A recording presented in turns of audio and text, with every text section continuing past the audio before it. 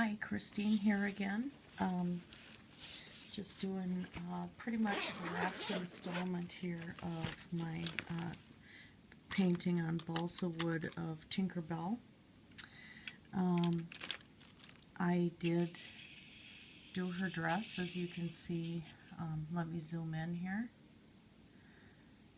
I only did hints at the lines of the leaves, kind of made a little bit of a corset for her, but as you see, all of these leaves are hanging downward, and then there is the hint of the belt here, unlike where they enclose these giant sticky rhinestone things, which were really ugly. And then I tried to make it look like one leaf was coming up here, and then there'd be two leaves on the sides for her bosom. I didn't want to accentuate this too much because this is for a kid's room after all. So you can see she came out pretty cool there. Her shoes, all I did, I still have to, in this installment, I will show you just doing a little detail on the poofs on her shoes, but all I did was the pale green, and then I did the darker green as a shadow. And that's it on her shoes. And I'll zoom back out again. As you can see on her wings, I had covered up the black intentionally. I didn't want the black to show up. As you can see, it's quite a bit different on both sides here. It was just because I wanted to do it differently than where the black is. So I highlighted that with the Winsor & Newton acrylic silver, and that came out pretty good. But I kind of wanted to show you, I did partial shading on this one, and I'm going to do a little bit more here on this video to kind of set the wing back behind her. I had covered the whole thing in white paint first, and left the lines partly through, but this technique will cover up more of the lines, but you can be creative, or you can copy by looking at a picture of Tinkerbell on the net to see exactly how the lines go on her wings. I kind of did a little artistic license with them over here, and all the swirls and everything are done in silver, and then I outlined the whole wing in silver just to make it a little bit different. So colors I'm going to get again are just one drop of the Blue Jay color of the Ceramcoat, one drop of Ocean Reef Blue. Like I said, the white I had already done, and that was just plain titanium white. I don't need to go into that because I didn't do any blending, anything like that. I just coated the whole thing in white. So at this stage, we don't need the white there. I'm not going to pour the acrylic silver yet. I'm going to do that very last because it is very thick and it will have to thin it with water. So what I'm doing here for this color, and I'm thinning the Blue Jay out. That's the more pale color. I'm thinning this out with water a bit because you want this to be a thinner coat. The lines will be done, of course, with the ocean blue. So just enough to get it a little bit thinner. You're going to go in very close and just start doing lines outward. And what you're wanting to do is still keep an opaque feeling to her wings, or I should say translucent, pardon me. Opaque would be solid. I just woke up a little bit ago, so my English is escaping me here. Not fully awake. You just want to, kind of delineate between her and the wing. And this wing is going to be lighter than the other wing, of course, because that one is set further back. So I'm going to use less of the ocean blue and more of the blue jay here. And I'm going to thin it out some more. Because I want it loose looking, but I also want some blending in here. And the blending this time I'm doing with the water, because you don't want to layer too much paint on, but I didn't want to leave these just plain wood where you're seeing through the wood. So on this wing, that's all we really need to do with the blue jay. The wing process overall took me very little time, and I have a feeling that Oscar is going to be back into something that he's going to try to chew on. I swear, I have Mr. Pica Cat. Okay, so we want to again thin the ocean blue with water, but not too much this time. You don't want it so thick as it comes out of the bottle. Now I did do that on the down here where there's more shadow. As you can see, it's a little, color's a little thicker and a little bit more back there. But because this is the wing that's a little more forward, I don't want it to be too much. And all you're doing is just small rays outward. As you can see, you start at the body so that you can, know exactly where you're going, because you're less likely to have an accident if you start at the body versus if you try to go inward. Plus, what this does is it allows these lines to come to a very fine point. And this is just the way I do fairy wings. I mean, you may come up with something else, and that's fine. Experiment a little bit, see what you do. This is not Disney canon by any way, shape, or form, because, when you're painting these, you can kind of see things how you want for yourself, and that's just fine. It is your piece of art. Also, too, I should have addressed that if you do make a major mistake on something, because this is on balsa wood and you're using acrylics, it's very easy to just go back over with a neutral color of paint and repaint. And that's all you have to do.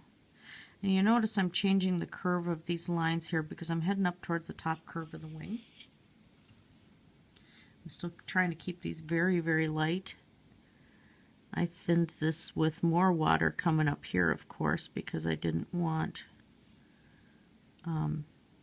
it to be too heavy where there's more light coming onto her.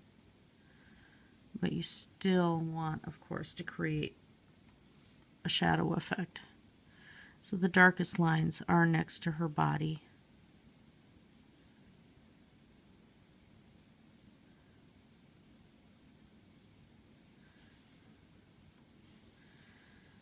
And just a little bit more here because I want to fix this. There we go.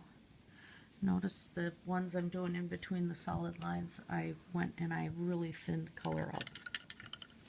So, the last bit, we take out that beautiful Winsor & Newton pricey silver. You can use a glitter paint. You can take glue, get some extremely fine glitter. Take glue and a toothpick and paint with a toothpick with glue, just like a, Elmer's glue or something like that. And pardon me, I'm playing a game at the same time I'm doing this. That's pretty pathetic. Anyhow, take some glue and one section at a time highlight, go along all the edges with the glue, and have a piece of paper underneath. Do a little bit of the glitter, sprinkle it on, tap it off onto the paper, do the next section, tap it off, and you can have the whole thing covered with glitter, or take glitter paint and do a thin sheen over top of this, which I actually might do. I'm thinking about it because I still got this stuff here. But I think it might be too much for what I've done. You don't want to overdo it. There is a joke that glitter is the herpes of the craft world. Keep that in mind. You know, and that way if you have the piece of paper underneath, of course, then you kind of you have a fold in the piece of paper, and then you can pour it back in the bottle and not waste it, because that really fine glitter is like a dust, and it will dust everywhere.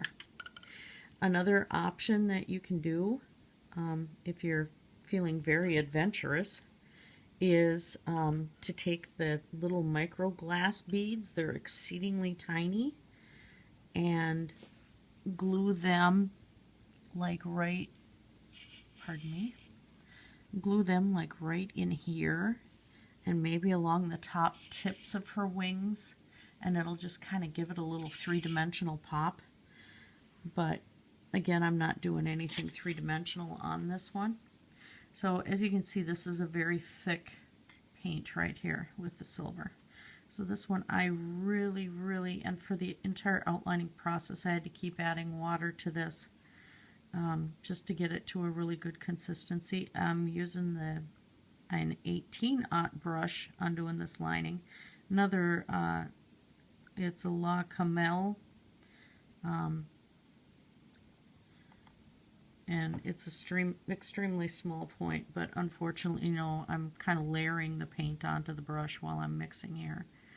And that'll be okay, because if you use a very, very light touch, you're not going to notice. But still, I go and I roll the paint off the brush just to get that point back. It also helps condition the point.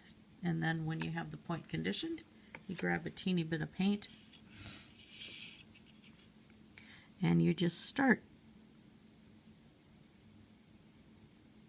And you just make sure that you're exactly on the black. Only go on the black part for the wing. Don't cover her arm. Don't cover anything else. Take a look at your lines on the other side and try to do a mirror. Now these lines are so light that nobody's going to see it that much unless they get up close. Also keep in mind that this arm is farther out. You do have some creative leeway in this. Now her other arm is closer in and closer to the outer edge of the wing, unlike on the other side. So again, you know, just watch your direction. I highlight the edge first. You just keep grabbing paint and go very, very light touch. That's your secret here. You want a light touch as much as you can. Sometimes my hands shake and it's hard to do.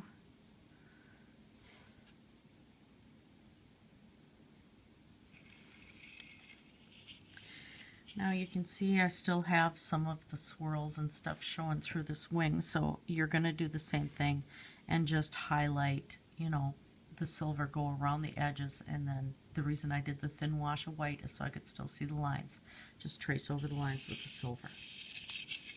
Now, because she is a fairy,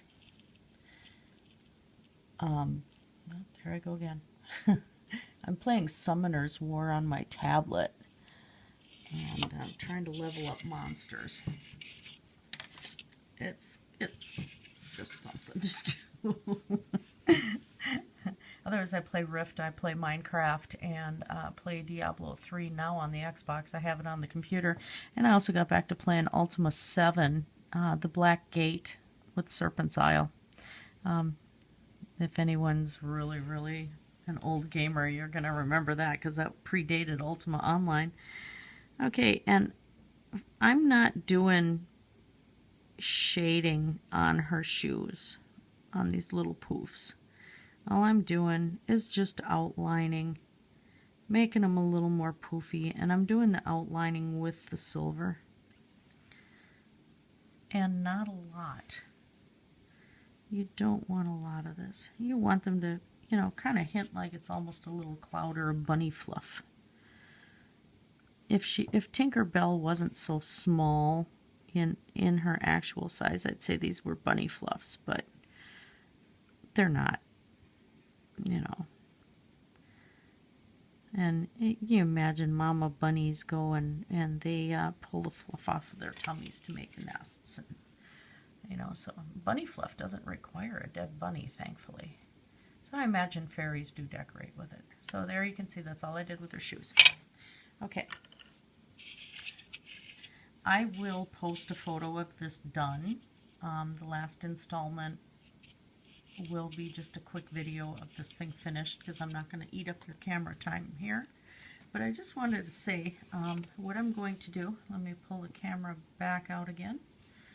You can see how pretty she looks. I love it. This is a glaze that I swear by. Now this is a permanamel. I use this on everything. It's not supposed to be for wood, but I still use it over top of acrylics on wood anyway. I really don't care. It's the only clear glaze that I've got right now. This is a shiny. I do most of this painting on tile and stuff, so that's why I have this. This handles heat up to, what did they say, 350 degrees. So if you're doing something that is going to be in an oven, this handles the heat. It is not food safe, but for things that, you know, like on your altar, whatever, I don't know if I would go and heat up incense on a tray treated with this. I've never tried it. At some point I will on a throwaway piece and see how it does, and if it doesn't crackle and stuff, well, then I'll recommend it. But it gives a real light sheen to it. It's not obnoxious, and it does a beautiful, beautiful glaze. I also have matte glazes on this one. I wanted to do the shiny one though. So this is the go-to product for me. You can also use a crackle glaze if you wanted, you know, if you wanted to do a little more antique looking on her. I'm not going to paint the background around her. I had thought that I was going to do like little garden flowers here or something, but I kind of like just the way this is. I have another one. You can, you know, just do another pale green right here, a lot more pale than this. Do it right here. Do little darker lines for grass, just real tiny lines like what I did on the poofs on the shoes, but in green, of course. And you know, maybe do some little dots to represent flowers, or you know, whatever you want to do there. But for me personally, I just wanted to leave the wood on the background. She stands out enough. I thought this looked really cute. So once I get her finished, I'll put up a really short video for you.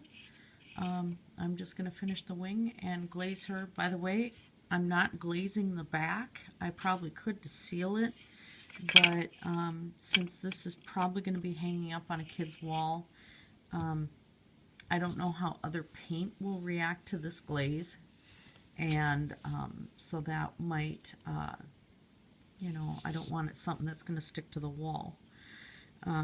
But again, it's Delta Air Dry Permanamel Clear Satin Glaze, and I'll get this done, and I will be back to you.